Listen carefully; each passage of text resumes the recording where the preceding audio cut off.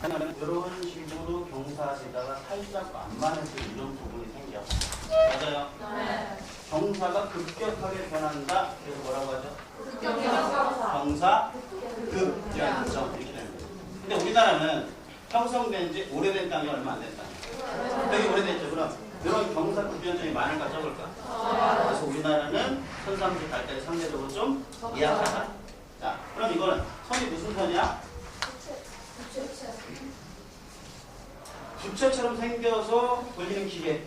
부채선이야. 그러면은 선상제 꼭대기가 뭐지? 선. 가운데니까 뭐야?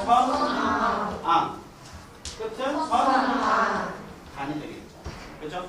그래서 선정, 선앙, 선단 이런 식으로 세 파트로 나눌 수가 있는데 여기에서 특징적인 게 뭐냐면은 아까 선상지는 강의 상중 하류 중에 어느 쪽이다? 그러면 입자 자체가 클까 작을까? 그쪽에 쌓이는 애들은 크겠죠? 그럼 여기에서 물이 흘러내릴 때 자, 얘는 또 뭐야? 또 다시 합시다. 얘는 뭐야 얘는? 사람이고 얘는 뭐야? 클 때? 얘는 패고 얘는 엉엉이고 그럼 사람 옆에 강아지가 앉아있어. 앉아있어? 어떻게 하고 있을까? 쫙 엎드려 있겠죠. 그래서 이게 뭐야? 엎드릴 복자가 되겠지. 그죠? 그러면 여기에서 물이 흐를 때 입자 자체가 크기 때문에 땅 위로 흐르는 게 아니고 낮게 엎드려서 흐르듯이 밑으로 흐르겠죠. 그래서 공유천이 형성되겠지. 그러면은 맨 끝에 여기에서 다시 물이 어떻게 될까? 솟아 올라가겠죠. 그죠? 그래서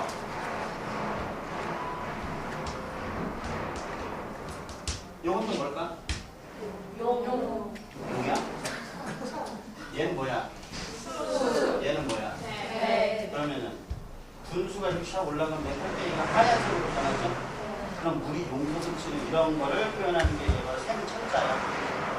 용천한다 그래서 여기서 물이 올라가겠지. 그래서 물의 특징이 선앙에서는 어떻게 돼? 땅 속으로 흐르니까 공유가 되고 여기서는 용천이 되겠지. 그러면 땅 속으로 흐른다는 얘기는 다시 얘기해서 지표수가 풍부하다 부족하다? 부족하다라고 되겠죠. 자, 지도기호에서 얘는 뭐였지? 그다음 얘는 뭐였지? 그러면 얘는 이렇게 쓰죠? 그죠? 얘는 어떻게 있어? 얘 위에다가 뭐가 들어가야 돼? 얘가 들어가야 되는 거지? 물을 받치기 위해서 막았다 이렇게 생각하면 되겠지? 그렇다면 여기에서는 얘야 얘가 되겠죠? 주로 방농사로 이용하는 그죠? 그리고 여기에서는 물이 솟아오르니까 물을 피해서 아니면 물을 얻으려고 그럼 무슨 취락이라고 표현할 수 있지? 얻을 득자 써서 득수취락이라고 표현할 수 있겠네. 됐어요?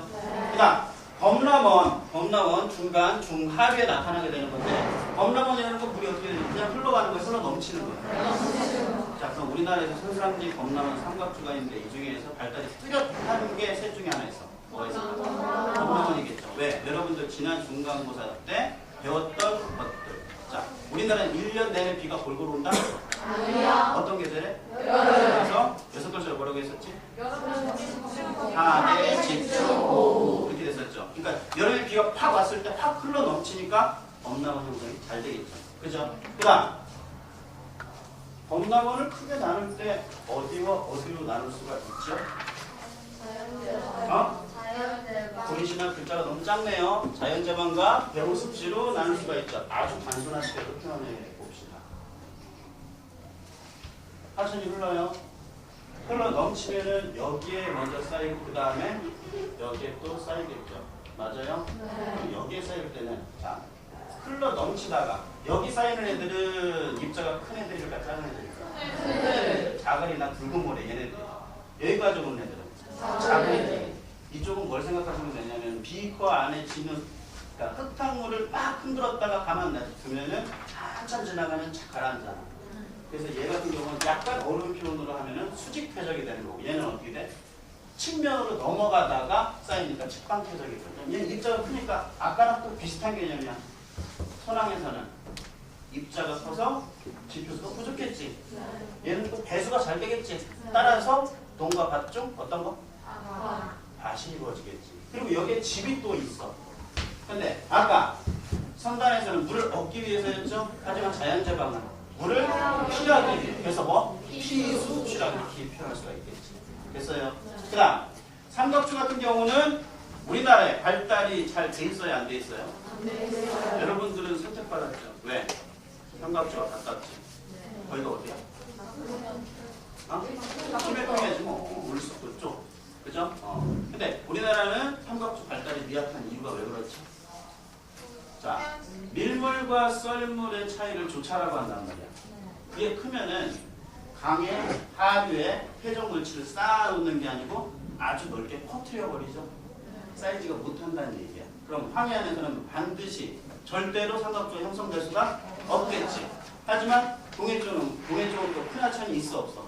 없어요. 따라서 그나마 황해보다 조수간만의 차가 적은 어디? 남해, 낙동강, 하구의 삼각주가 발달하게 되는 거죠. 됐죠? 자, 그런 식으로 해서 지난 시간에 했던 거 한번 살펴봤고, 그 다음 여기 화면상에 보시면은 세 번째 삼각주가 나오죠? 근데 여기에 나타나 있는 삼각주가 어디냐면은 준비 많이 했어요, 나름대로. 이게 카스피해라고 하는데 이런 식으로 내려가는 볼가강이라고 있어. 유럽에서 가장 긴 강이야. 근데 카스피해라고 하는데 어떻게 보면은 육지로 둘러싸여 있기 때문에 아주 큰 규모의 호수라고 해도 상관이 없겠네요. 그죠? 여기 조차가 있어 없어? 없다고 봐도 상관없겠지. 그렇다면 위에서 끌고 내려온 애들이 쫙 펼쳐질 수 있는 그런 좋은 조건이 되겠지. 그래서 삼각주. 그 다음 또 유명한 게 뭐 있을까? 나일강 삼각주가 있겠죠. 그래서 나일강 삼각주의 이름을 붙인 사람이 맨 처음에 뭐라고 했냐면 델타라고 했어. 삼각주가 영어로 델타예요. 델타를 그리스어로 표현하면 이렇게. 말 그대로 뭐야? 삼각형 형태다. 그래서 삼각주가 되는 거지. 아시겠죠?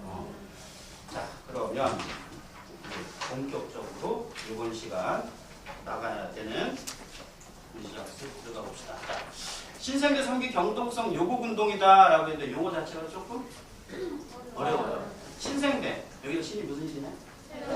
그럼 지금 현재에서 가까운 과거야? 아주 먼 과거야? 그렇지, 가까운 과거. 배보다 좀 더 오래되면?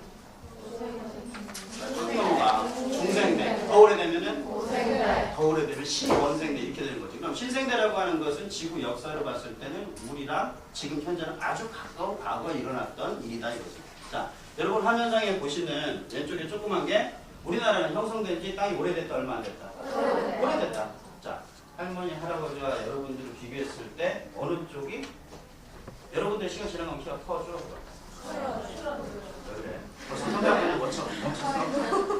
아직 멈추지 않은 사람들은 조금이라도 큰 거 아니야. 그죠? 하지만 할머니, 할아버지 몇 년 있다 보면 어떻게 돼? 그죠? 왜 그래? 아니지. 지리 시간이니까 어떻게 표현해? 할머니, 할아버지는 풍화한 침식을 받으셔서 그렇지. 네. 여러분의 근육과 뼈는 젊어 있을 때는 딱 받쳐준단 말이야. 하지만 나이가 먹게 되면 점점 더 받치는 힘이 약해지겠지. 하지만 여러분들은 시간 지나가면 키가 큰단 말이야. 그러면은 지금 여기서 표현은 신생대, 상기, 경동성, 요곡운동 얘 같은 경우는 여러분이 할머니, 할아버지야. 여러분들이라 이거지. 여러분들은 움직임이 좀 덜하지만 만약에 남학교에 50분 수업하고 10분 동안 풀어놨다. 그럼 어떻게 해? 뭐해? 말도 낮게 하고 막 농구하고 별거 다 하죠. 근데 하지만 종로당 가면은 할머니, 할아버지들 좀 쉬세요. 그럼 뭐 하셔? 방금 이거 하시죠. 움직임이 활발하다, 활발하지 않다. 형성된 지 오래된 땅은 활발하지 않다. 불안정이 안정돼. 안정돼 있는 상태였다 이거지. 왼쪽에 조그만. 그런데 신생대 상기 최근 아주 가까운 과거에 유기량이 동해 쪽으로 가서 점점 더 올라가죠. 솟아오르고 있단 말이에요. 그래서 우리나라의 지역 특징을 아주 간략하게 표현해서 동고 서저 지형이라고 하죠. 그러면은 자 봅시다. 우리나라가 있으면 우리나라 동해안 쪽은 되게 높아요. 서쪽은 낮지. 그럼 좀 더 크게 한번 봐볼까? 그럼 우리나라는 동부서저죠? 중국은 어떻게 될까?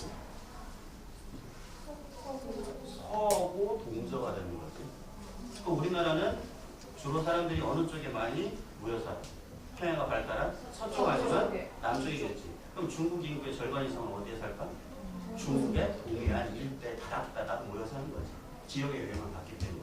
이해되시죠? 네. 그 다음 자, 정동진 일대 해안 당구 지형이라고 되어 있는데 여기서 보시면은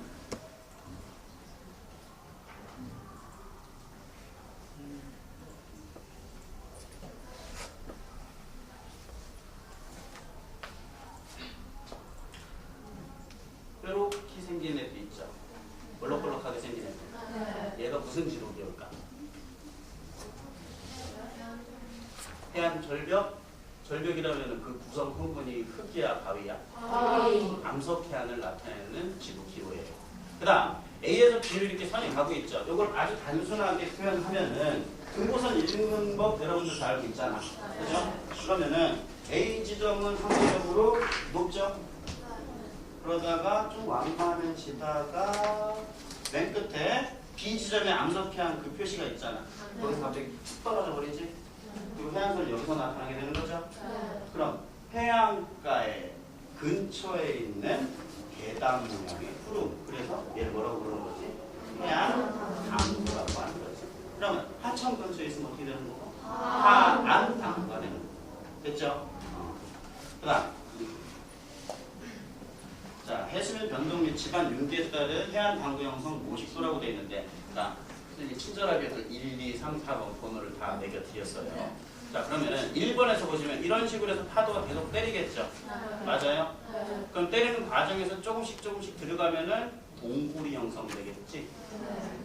파도의 침식에 의해서 형성된 동굴. 그래서 해식동이 되는 거지. 파도는 바다에서 치니까. 그죠? 그러면은 그 윗부분, 이렇게 동굴이 형성되게 되면은 그 윗부분을 밑에서 잘 받쳐주다가 밑이 횡하니 비게 되는 거죠. 그럼 어느 순간에 툭 무너져 내리겠지. 그게 바로 이런 식으로 해서 해안 쪽에 침식돼서 절벽이 생겼다. 그래서 해식, 절벽 애자를 써서 해식애가 돼요. 알겠죠?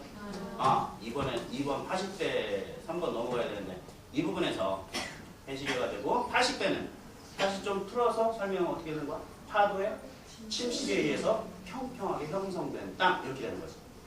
그죠? 다음 3번으로 넘어가면 해수면이 다시 하강하고 하강한 상태에서 이 상태에서 또 때리겠지? 이해되시나? 네. 그러면 그 과정 여기 1번과 2번에서 일어났던 과정이 다시 또 반복되는 거죠. 그럼 해안 당구는 하나만 나타날 수도 있겠지만 2개 내지 3개로 계속 나타날 수가 있겠네. 왜? 육지가 계속 올라간다면 때리고 다시 또 올라가면 밑에 부분 또 때리고 이런 식으로 해서 항복될 수가 있겠네. 이해되시죠? 네. 됐고 그 다음 같은 그림이 반복되고 있는데 지반이 융기되고 해면이 상승했다. 그러면 동해 쪽은 아까 융기량이 많았어 적었어? 많았었죠. 얘는 상당히 많이 융기했고 얘는 조금 융기했었어요. 그죠? 해수면이 상승한다 하더라도 얘 융기하는 게 더 빠르다면은 새로운 땅을 또다시 깎을 수가 있겠지. 그 과정에서 여기 나타나는 해식의 해식동, 해식아치, 시스텍, 암초 이런 것들이 있죠. 해식의와 해식동 이해되시죠? 그죠? 해식아치가 있는데 예를 들어서 바다에 거대한 암석 덩어리가 있다고 쳐봐. 근데 그 어떤 부분을 계속 때렸어요. 때리다 보면 여기에서도 뭐가 형성돼? 동굴이 형성되겠지. 근데 아치가 풀려버렸어. 그럼 어떻게 돼? 아치가 영어로 뭐야? 아치가 영어로 뭐야? 예전에는 총 말고 뭐로 썼어? 활이 아치예요. 휘어진다 이거지. 그죠? 그래서 이런 식으로 휘어지고 만약에 이 부분이 꼭 떨어져 나갔네? 그럼 얘는 뭐가 될까? C 스택이라고 했는데 STACK야. 영어 수업 되고 있네. 이게 뭐냐면 굴뚝 같은 거예요. 흔히 말하는 동해 쪽에서 흔히 관찰할 수 있는 촛대바위라고 하는 게 시스템이에요. 아시겠죠? 그 다음에 이제 암초는 이제 물속에 가라앉아 있는 거. 근데 여기 그림 보시면은 파식대와 파적대라고 나와 있죠. 이 부분이 파식대잖아요. 이 부분이. 그죠? 얘들 파도에 의해서 침식된 지형. 그럼 파적대는 뭐야? 여기에서 깎았다면 여기로 가서 쌓는다는 얘기가 되는 거죠. 이해됐어요? 그런 식으로 이해하시면 될 것 같고. 그 다음 이거 어디냐면은 우리나라 동쪽 최극단 어디? 독도예요. 독도에. 독도는 하나만 있는 게 아니고 두 개로 돼 있잖아요. 동도와 서도로 나눠져 있는데 한쪽에서 반대편을 찍은 건데 선생님 지금 표현한 이게 바로 뭐라고 표현할 수 있지? 방금 전에 배웠던 개념으로 한다면은 C? 구멍 뚫렸잖아. 아치가 되겠지? 그죠? 그리고 요거 같은 경우는 C 스택이 되겠죠. 그죠? 실질적으로 동양 가면 이런 것들을 상당히 많이 볼 수가 있다 이거지. 자, 다시 그거 더 쉽게 선생님이 표현한 거를 아주 간단하게 표현한 게 있어요. 첫 번째, K부 해식 동이죠? 그죠? C 아치가 되겠지? 여기서 떨어져 나갔죠? 그러니까 스택이 되고, 스텀프라고 하는 거는 좀 찾아보니까 그루터기라고 하더라고. 나무 잘랐을 때 밑단 위로 살짝 올라와 있는 상태. 이게 만약에 물속으로 들어가면 뭐가 되는 거지? 암초가 되는 거지. 아시겠죠? 이건 우리나라 어느 바다에서 잘 관찰되는 지형들이다. 동해쪽에서 잘 관찰되는 지형들이다라는 거 아실 수가 있겠고. 자, 중부지방 동고서들 감전도라고 했는데 아까 선생님이 아주 간단하게 표현했었어요. 그런데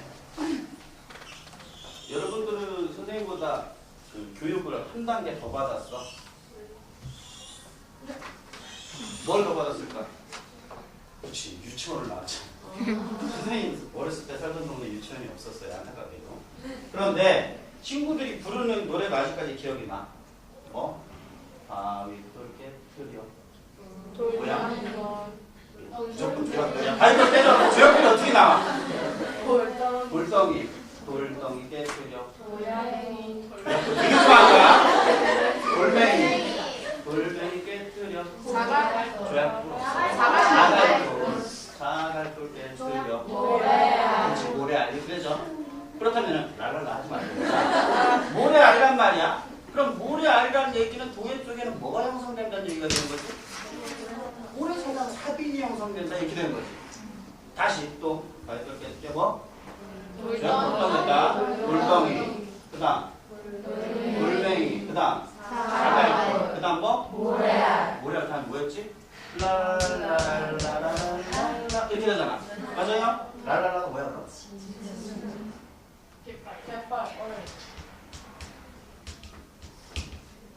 아시겠어요? 그러면 이쪽은 입자가 크다 작다? 크다. 모래니까. 모래 다음에 랄랄라잖아. 근데 얘는 어때? 입자가 작다. 그러면 갯벌은 자 모래 같은 경우는 파도나 연안류에 의해서 형성되는 거예요. 근데 지금 갯벌 같은 경우는 조류, 밀물과 썰물에 의해서 상당히 넓은 범위에 걸쳐서 퍼트리는 게 바로 갯벌이죠. 하나 더 상식적으로 말씀드립니다. 간접지가 갯벌이죠? 또 다른 말을 뭐라고 해? 뻘이라고 하죠? 전라도 사투리로 뻘짓하고 있는 그런 느낌이 어때? 뻘짓하네 그런 거야? 좋은 느낌이 안 좋은 느낌? 그 1박 2일에 보면 강호동이랑 그 이승훈 걔네들이 벌교에서 막 한쪽까지 빠졌는데 안 빠지고 막 이러죠? 힘은 무지하게 드는데 소도 별로 없을 때 뻘짓이라고 해요. 갯벌에서 일하는 거. 자, 그런데 간섭제와 간척제의 차이가 뭐지? 그것도 길게, 짧게 해야지. 얘랑 얘 차이밖에 없잖아. 그죠? 그럼 요 사이에 뭐 해버리면 끝나는 거야? 개척하면 되는 거지. 얘는 자연상태고 얘는 손을 댔으니까. 그리고 얘 같은 경우는 밀물일 때는 뭐가 돼? 밀물일 때는 바다, 썰물일 때는 육지가 되는 거지. 그죠? 그럼 동물로 치면 뭐야 얘는? 박쥐지 뭐 나는 새야 나는 쥐야 이런 애지. 그죠? 이런 거를 무슨 지역이라고 하냐면 두 개의 성격 다 나타난다고 해서 뭐야? 점이 지역. 집합을 하면 뭐가 돼? 얘가 되는 거. 또 합집합이 안 그죠?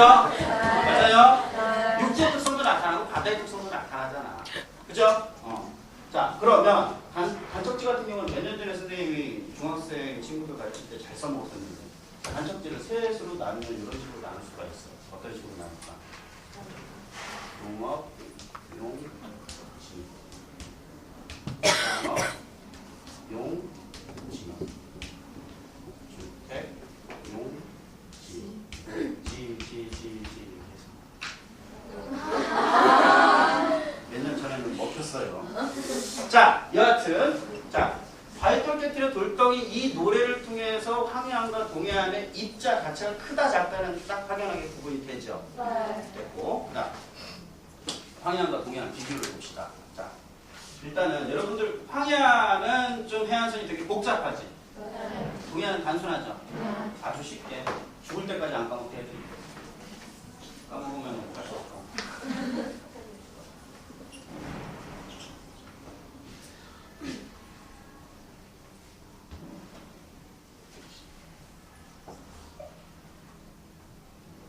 딴 때보다 더 잘 그려지네요.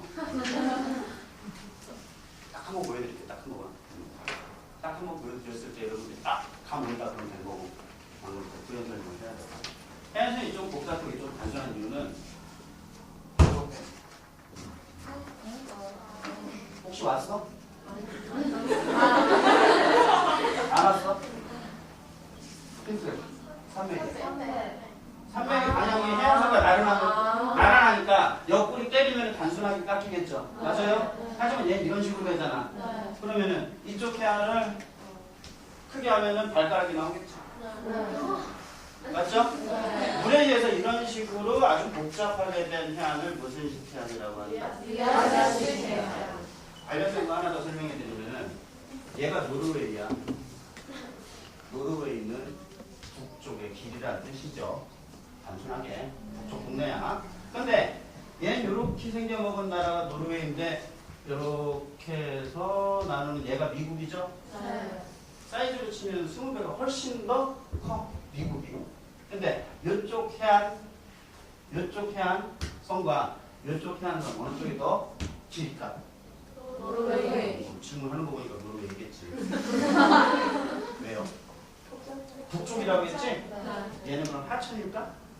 뭐가 가깝지? 바다가 파도가 가깝고 빙하가 갖고 지나가지? 빙하가 갖고 지나가면 어떤 형태가 되죠? U자 형태가 되는 거지. 얘도 역시 발가락 나와 이렇게. 이렇게 생겨먹은 애들이 여기서부터 여기까지죠. 그럼 얘네들 쫙 펴버리면 여기보다 훨씬 더 길어진다는 얘기지. 그만큼 해안선이 복잡해져. 이해되시죠? 네. 자, 그래서 황해안이 복잡하다. 이해됐죠? 네. 그러면은 예전에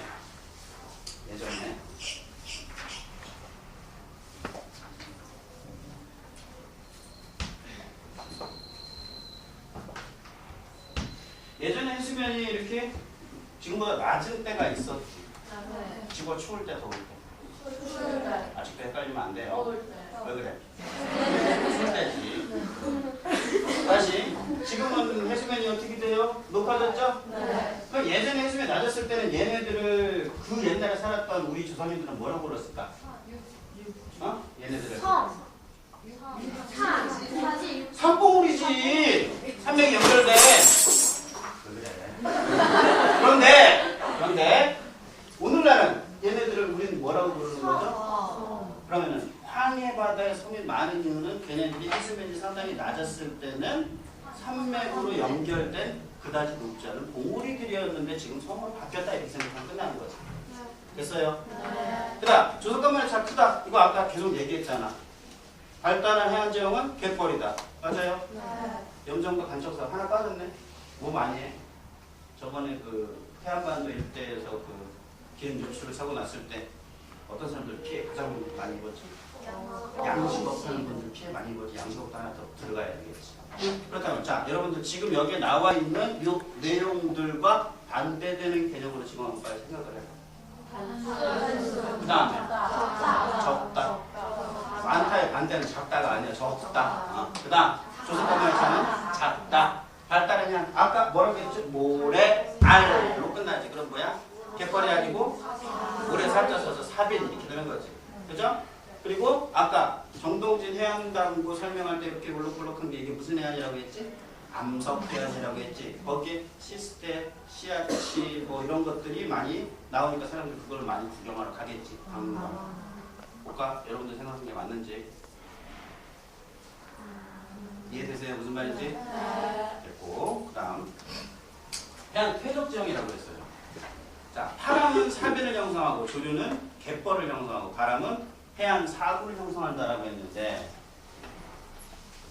파랑이 뭐야? 파도죠. 그죠?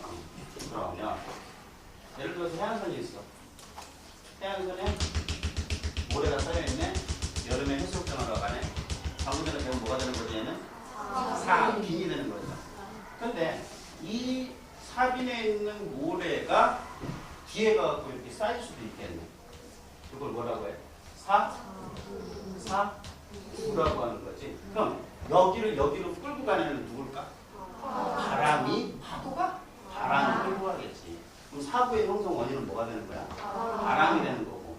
그럼 사빈의 형성 원인은 뭐가 되는 거지? 파랑과 그리고 연안류라고 하죠. 해안가 근처에서 흐르는 바닷물의 흐름. 아시겠죠? 그럼 이 뒤에는 얘 위 내지는 이 뒤에는 뭐가 있을까? 나무가 있겠지. 그죠? 왜? 이 뒤에 집이 있거든. 그죠? 시원한 바람만 불으면 얼마나 땡큐야. 하지만 모래바람 다시 들어오죠. 막아줘야 될 거 아니야. 바람 막을 때는 무슨 림? 방풍림. 모래 막을 때는 방사림. 이런 식으로 표현할 수가 있겠지. 그죠? 그러면은 여기 땡땡땡땡하고 비워놨네요. 동해와 황해. 그죠? 괜히 지웠어. 또 지고 또 그래야 돼. 간단하게 합시다. 아까 황해 쪽에서는 갯벌이 발달하고 동해 쪽에서는 사빈 발달한다고 했죠. 하지만 황해 쪽에도 사빈이 있을까 없을까? 있어요. 특징적으로 발달한 걸 얘기했을 뿐 이쪽에 있단 말이야. 그러면은 동해 쪽에서 발달하는 사구와 황해 쪽에서 발달하는 사구에 영향을 주는 바람이 달라요. 어떻게 될까? 어? 누나 어렵죠. 내가 제일 싫어하는 거. 여러분 점심시간에 뭐 나오나 생각하지 말고 이런 식으로. 자, 여기 바다죠? 네. 육지죠? 네. 바다에서 들어오니까 무슨 품? 이건 다 가르쳐줬다. 그럼 이것도 해풍이네? 해풍 맞지? 하지만 해풍 아니야. 황해 쪽에서 노마크로 딱 맞는 바람이 있어. 찐적인 계절. 그렇지. 북서계 열풍이지. 이런 식으로 했을 때 북서계 열풍이 돼서 이쪽에 있는 걸 여기 위로 더 규모가 크게 쌓아 올린다는 얘기지. 그래서 동해와 황해, 바람, 해안사고 형성하는 지배적인 것은 동해는 해풍이 지배적이고요. 황해는 북서계 열풍이 지배적이고요. 이 내용은 과거에 임용고사에 나왔던 내용이기도 해요. 되게 단순한 건데 생각 안 하면 잘 모르겠고. 자, 여기 보시면은 남해 물건림 방풍림이라고 돼 있죠? 되게 멋있죠? 그죠? 이게 되게 역사가 오래됐다. 아니 이게 1.5km 정도 된대요. 이 안에 들어가면 하늘이 잘 안 보일 정도로. 그러면은 방금 전에 설명한 거 한번 응용해 볼까? 자, 이 부분은 이래. 여기 이렇게 이 부분은 뭐가 되는 거지? 사빈 내지는 뭐 갯벌인데 사빈이라고 합시다. 그럼 여기 있는 모래가 여기로 넘어간 거네. 근데 이건 남해라고 했지? 뭐 해풍 쪽이라고 생각해도 상관없겠고. 그리고 남해 쪽이니까 뭐야? 여름에 남동, 남서풍 계절 표현의 영향을 많이 받기도 하겠죠. 그 뒤쪽으로 해갖고 논도 있고 그 뒤로 해갖고 뭐가 있을까? 집도 있겠지. 그래서 바람도 막아주고 모래도 막아주기 위해서 아주 옛날부터 나무를 이렇게 심어놨다. 이렇게 되는 거죠. 이해되세요? 네.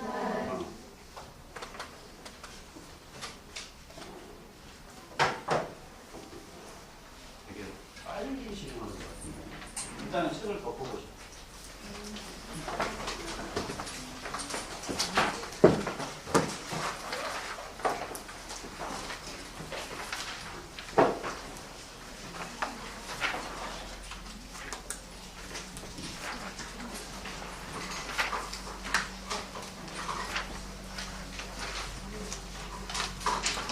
문제 답은 다 알 수 있을 거예요. 답은 다 알 수 있을 건데 답을 맞히는 게 아니야. 뭐야? 둘 다 옳은 거 찾는 거거든요. 그럼 나머지는 다 옳지 않다는 얘기지? 그렇다면 옳지 않은 걸 여러분들이 지금 직접 한번 써보시라. 수업하기 싫은가 봐.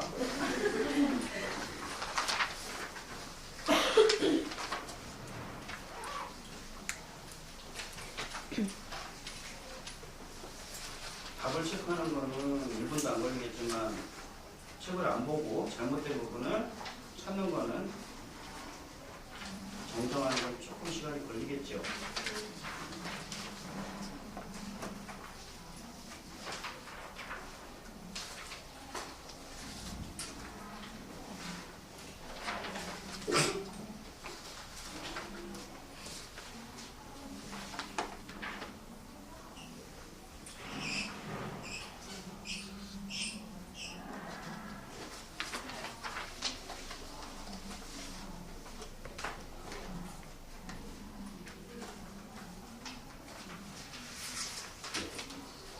이제 학생들 문제 풀 동안에 예.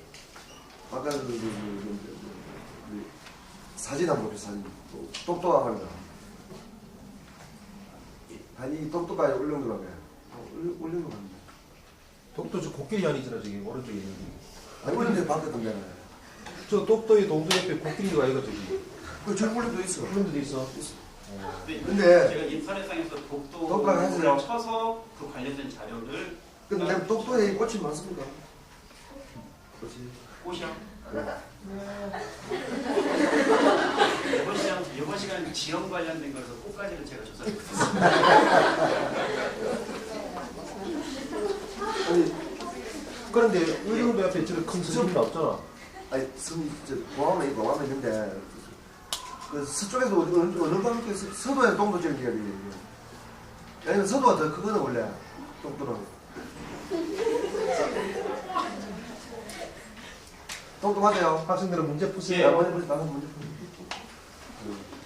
야, 똑보다 아름답네. 당신의 허를 찔렸습니다. 여러분들 문제를 빨리 풀면은 선생님이 보너스로 준비한 자료를 조금 보여드릴게요. 별로 맛있는 건 아니지만 남은 시간에 아이스크림 굴릴 시간 안 될 것 같아요. 아, 예. 나는 아까 이제 조일심 쌤이 고향이 남인데 예. 그 물건이라는 데서 그 미조까지 그 도로가 우리나라에서 가장 아름다운 도로 중에 하나입니다. 아. 물미도로 말해요, 물미도로.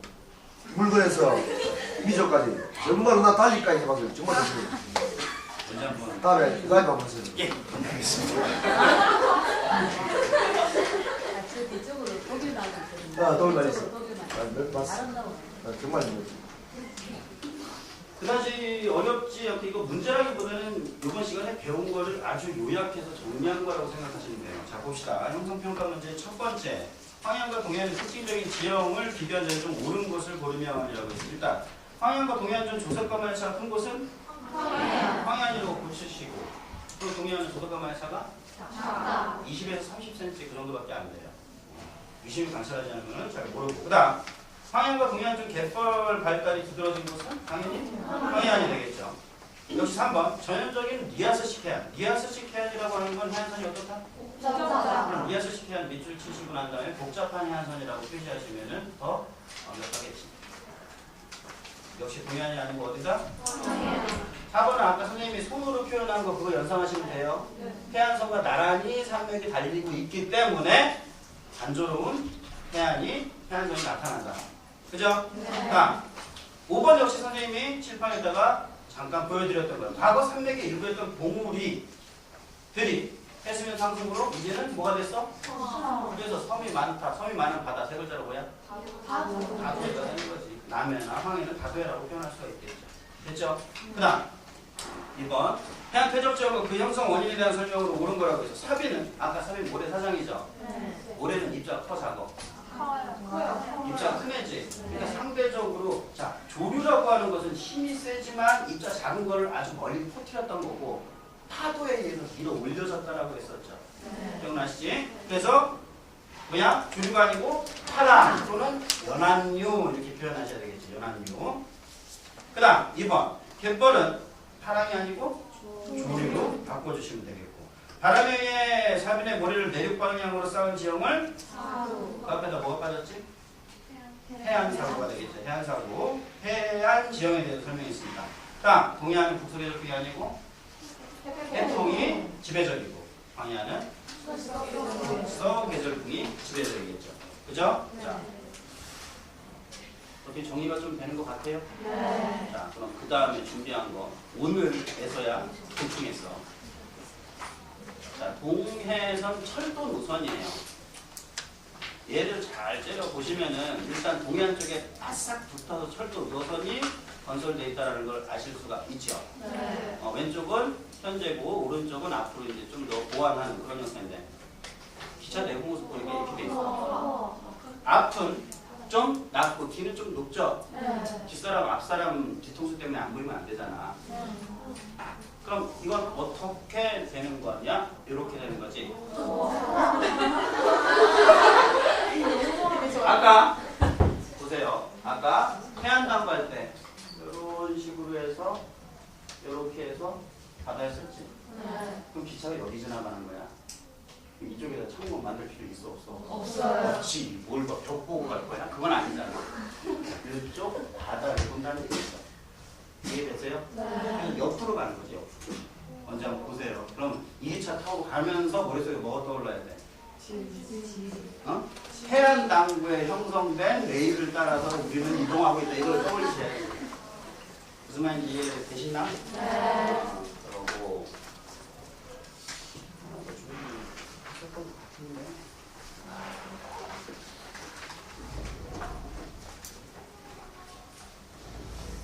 일단 오늘 배운 내용은 아까 지금 학습 목표에도 나와 있듯이 황해안과 동해안의 해안 지형 특성 및 그 형성 과정을 비교 설명하는 게 학습 목표예요. 여러분들이 오늘과 같은 주제를 먼저 드렸을 때 설명을 할 수 있어야 돼.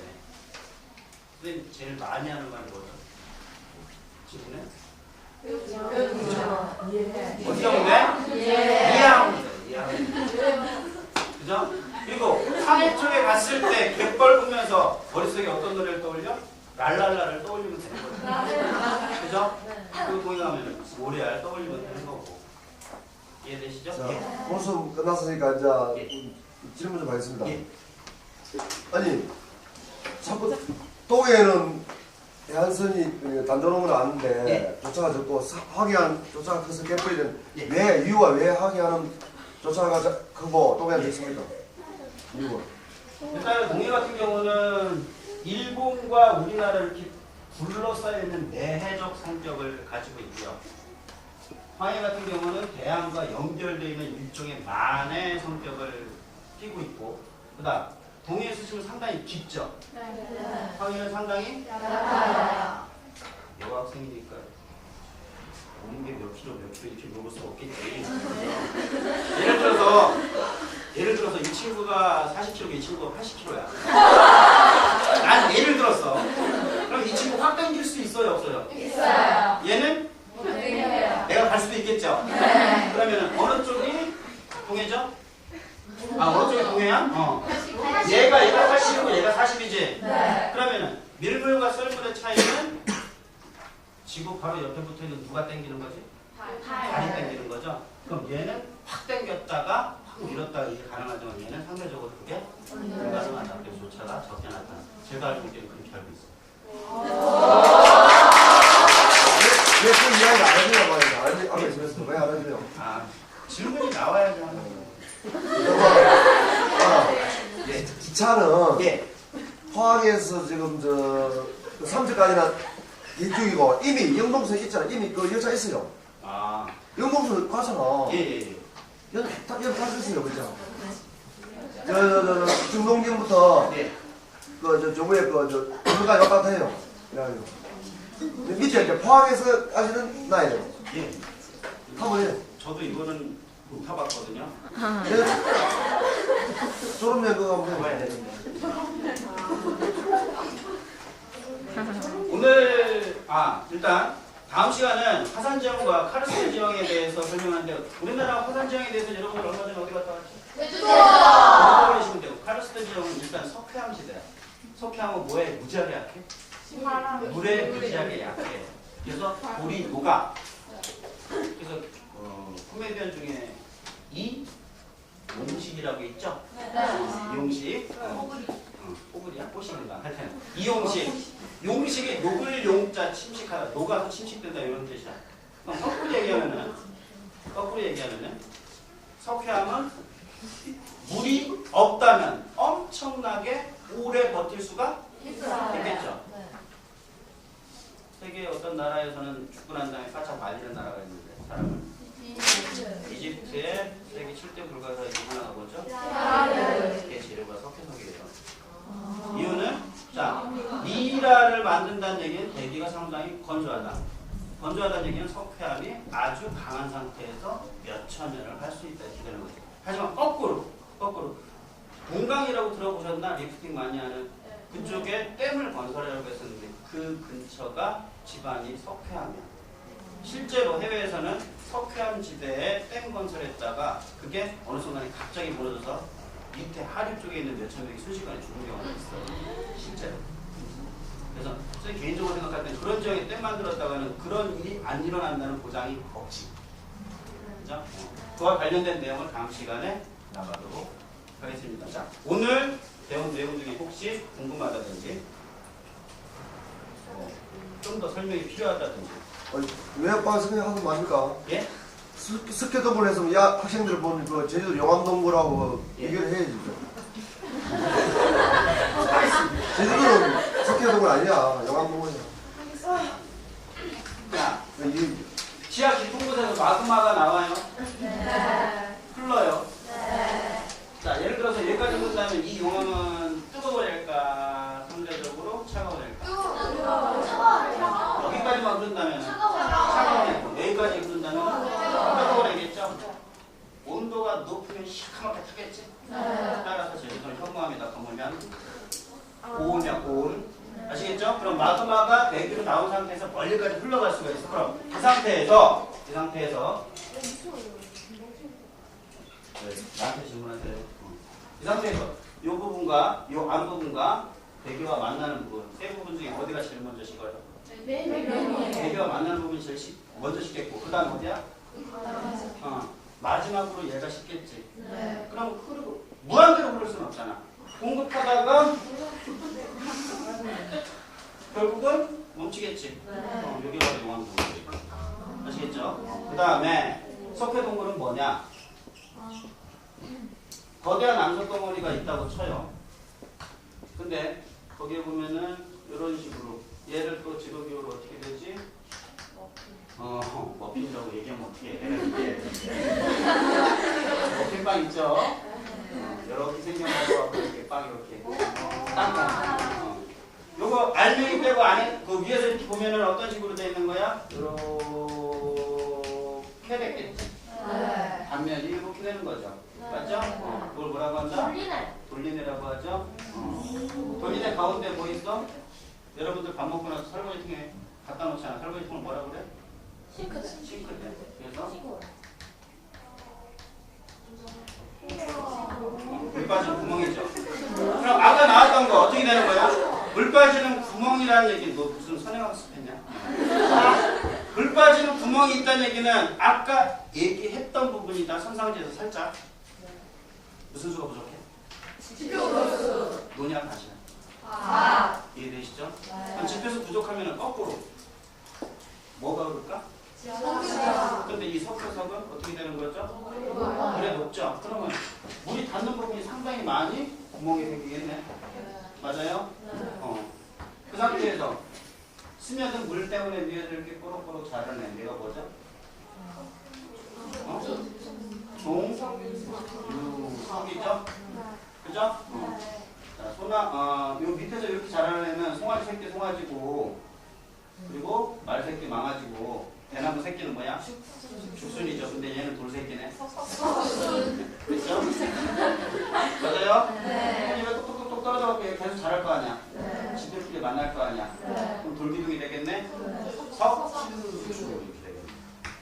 너무 많이 나가면 안 되는데 다음 시간에 할 게 없는데요. 이런 형태로 되는 게 석회 동굴이고, 그리고 돌리네 형성원이 하나 더 말씀드리면은 녹아서 여기 있던 부분이 위에서부터 녹아서 되는 경우가 있고, 밑이 이런 식으로 빈 공간이 되면 어느 순간에 툭 꺼지는 수가 있어요. 그래서 이렇게 돌리네가 되면 용식 돌리네가 되는 거고, 밑에서 툭 꺼져버리면 함몰 돌리네라고 표현을 하는데, 외관상으로는 그 두 개가 구분이 안 돼요. 아시겠죠? 또 다른 질문 없으신가요?